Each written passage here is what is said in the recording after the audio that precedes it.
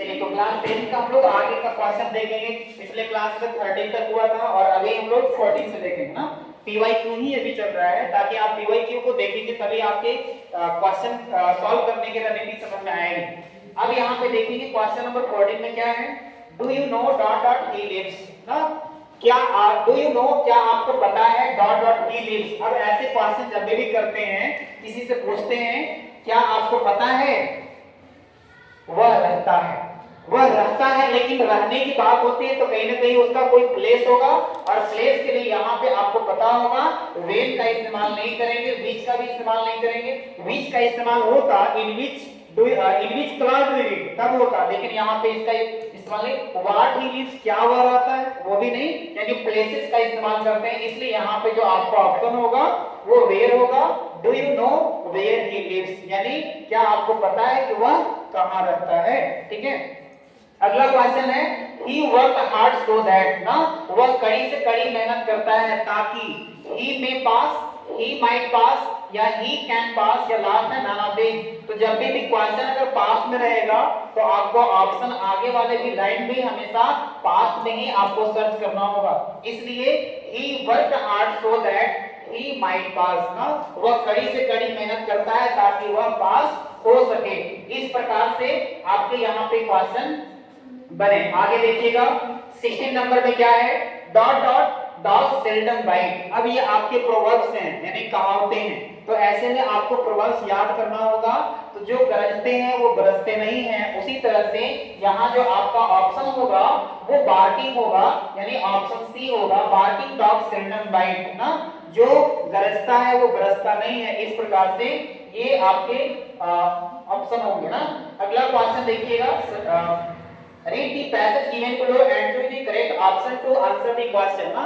अब इसमें देखिएगा आपके क्लास 10 का बुक से ये लिया गया है ना। अब यहाँ पे क्या है क्वेश्चन समझिएगा। The baker usually collected the bills at the end of the month ना। एक बेकर है, आपके लेसन में दिए हुए हैं।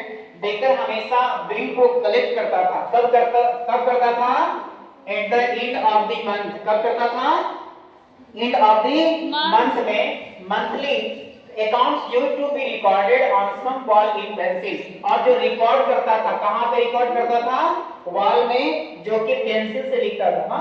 Baking was indeed a profitable profession, जो कि प्रॉफिटेबल प्रोफेशन था इन द ओल्ड एज में। His family and his servants always looked happy and prosperous. अब ऐसे स्थिति में देखिएगा, ये आपके पैसेज हो गया बुक का।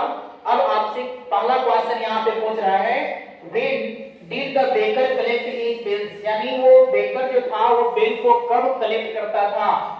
ऑप्शन है daily, once in a week या एंड ऑफ द मंथ या लास्ट में है आपका क्या, नन ऑफ दीज। कौन सा ऑप्शन करेक्ट होंगे, तो अभी जस्ट आप पैसेज में देखे थे एंड ऑफ द मंथ। कौन से ऑप्शन होंगे, सी। कौन से ऑप्शन होंगे, सी। अब उसके बाद नेक्स्ट क्वेश्चन की तरफ बढ़ते हैं और वहां देखते हैं ना। Question number 18, where did the baker record his accounts, वो अकाउंट्स को कहां रिकॉर्ड करता था, पेपर पे, वॉल पे, कैलेंडर पे या डायरी पे। वॉल पे। अभी जस्ट हम लोग देखे थे कि वो हमेशा किस पे रिकॉर्ड करता था, वॉल पे। इसलिए यहाँ पे जो आपके जो ऑप्शन होंगे वो कौन सा, तो सेकंड ऑप्शन होगा, यानी ये वॉल वाला। नेक्स्ट क्वेश्चन है, which word in the passage means occupation। Occupation का मतलब क्या होता है, ऑक्युपेशन का मतलब पेशा होता है या कोई धंधा, कार्य करने की शैली ना। तो यहाँ पे क्या प्रोफेशन, प्रॉफिटेबल या प्रोस्पेरस या लास्ट में नन ऑफ दीज। तो यहाँ पे जो आपके ऑप्शन होंगे वो कौन सा होगा, फर्स्ट ऑप्शन होगा प्रोफेशन, यानी उसका पेशा। तो ऑक्युपेशन का मतलब भी वही होता है और प्रोफेशन का मतलब भी वही होता है ना। चलिए अब नेक्स्ट क्वेश्चन की तरफ बढ़ते हैं और question number 20, choose the correct option and answer the following question। अब आपके पास ये जो क्वेश्चन है वो बुक से रिलेटेड है ना। अभी तक तो कुछ ग्रामर का टर्म देख रहे थे, अब यहाँ पे देखिएगा आप फर्स्ट लेसन बिल्कुल पढ़ चुके होंगे। फर्स्ट लेसन आपका जो है ए लेटर टू गॉड है। How much money did Lencho demand, Lencho का डिमांड कितने रुपए का था, क्या 30 पैसोस, 20 पैसोस, 100 पैसोस या 130 पैसोस, कितने, 100 पैसोस का ना। लेकिन क्या वो डिमांड कंप्लीट हो पाया था, नहीं ना। इसलिए यहाँ पे आंसर आपके 100 पैसों का डिमांड था। क्वेश्चन डिमांड पूछा है, लेकिन उसे 100% का डिमांड था, लेकिन उसे मिला था 70 ना, और लास्ट 30 के लिए थे से 1 सेकंड वो डिमांड किया था ना। चलिए नेक्स्ट क्वेश्चन की तरफ बढ़ते हैं। अब यहाँ पे क्वेश्चन है 21 में, what food did the seagulls mother get for it. ये आपके फर्स्ट स्लाइड से है ना, जिसमें कि पहला ऑप्शन है इंसेक्ट, फिश, लिजर्ड या अर्थवर्म्स। बताइए सीगल जो था, सीगल को मदर यहाँ पे क्या दिए थे खाने के लिए, तो उन्हें फिश दिए थे। क्या दिए थे? फिश। नेक्स्ट क्वेश्चन में है आपका 22, हु वाज किटी। अब ये किटी कौन से चैप्टर से आपको पता होगा, एन फ्रैंक की डायरी से है। अब वहां पे क्वेश्चन पूछा जा रहा है कि हु वाज किटी, किटी कौन था, तो एनी डायरी, एनी मदर या एनी सिस्टर या नन ऑफ दीज। कौन से होंगे ऑप्शन?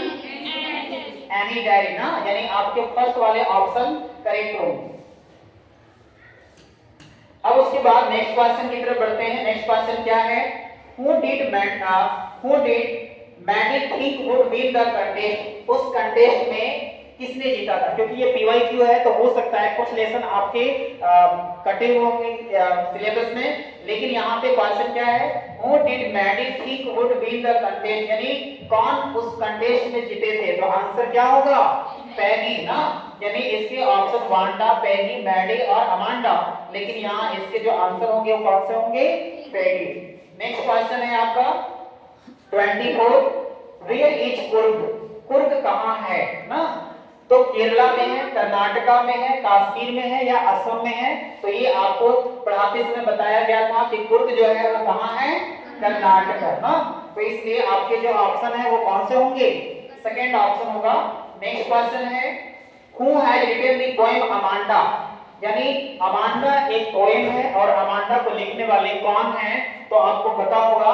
क्या लेस्ली नॉरिस हैं, रॉबर्ट फ्रॉस्ट हैं, वर्ल्ड व्हिटमैन है या रॉबिन ग्रीन है। कौन इनमें से जो ऑप्शन दिए गए हैं, कौन इनमें से पोएट है जो अमांडा को कंपोज किए हैं?